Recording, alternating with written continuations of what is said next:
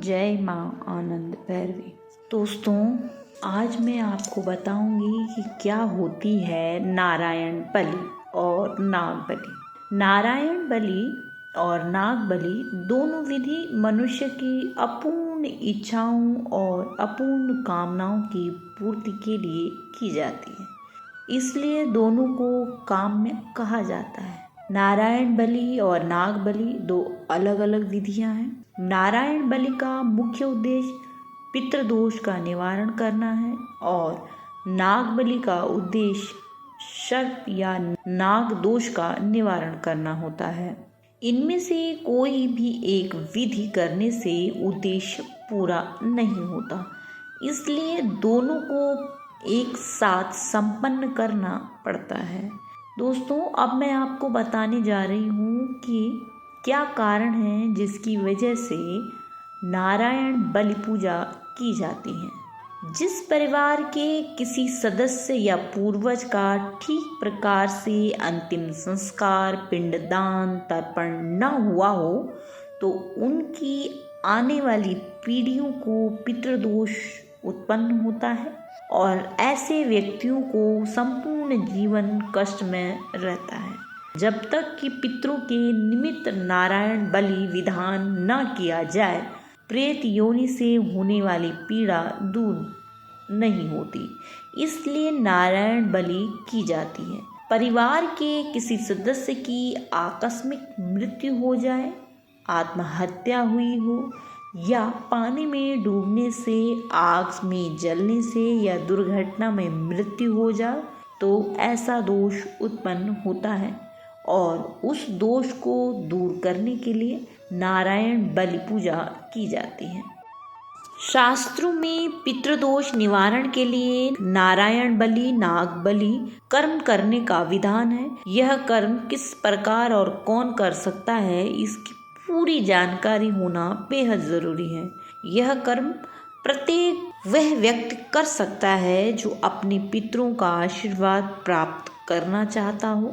जिन जातकों के माता पिता जीवित हैं, वे भी यह विधि विधान से कर सकते हैं। संतान प्राप्ति, वंश वृद्धि, कर्ज मुक्ति, कार्यों में आ रही बाधाओं के निवारण के लिए यह कर्म पत्नी सहित करना आवश्यक होता है।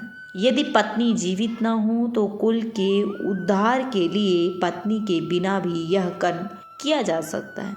यदि पत्नी गर्भवती हो और गर्भधारण से 5वें महीने तक यह कर्म किया जा सकता है। घर में कोई भी मांगलिक कार्य हो तो ये कर्म 1 साल तक नहीं किया जा सकता। माता पिता की मृत्यु होने पर भी 1 साल तक यह कर्म नहीं करना चाहिए। अब मैं आपको बताने जा रही हूँ कि नारायण बलि और नाग बलि कब नहीं करनी चाहिए।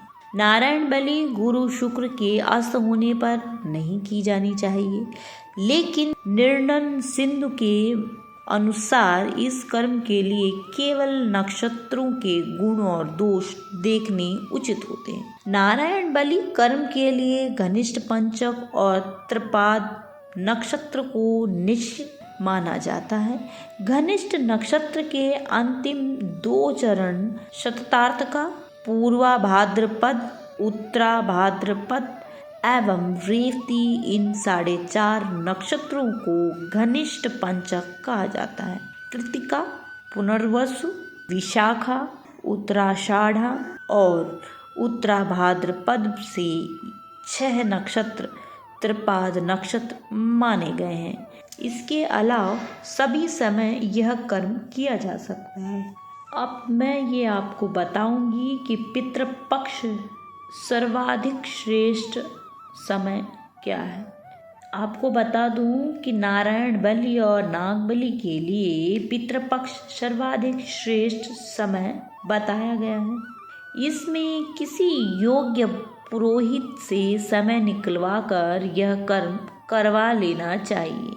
यह कर्म गंगा घाट, गंगा तट अथवा अन्य किसी नदी सरोवर के किनारे में भी संपन्न कराया जा सकता है। संपूर्ण पूजा 3 दिनों की होती है।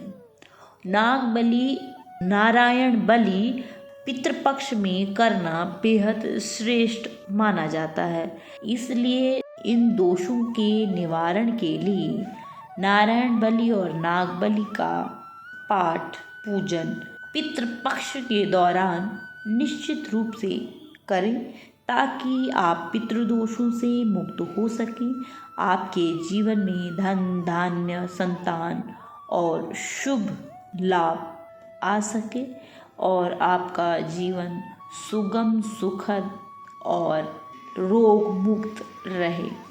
जय माँ आनंद भैरवी। माँ आनंद भैरवी अपने सभी भक्तों पर कृपा बनाए रखें। जय हो माँ आनंद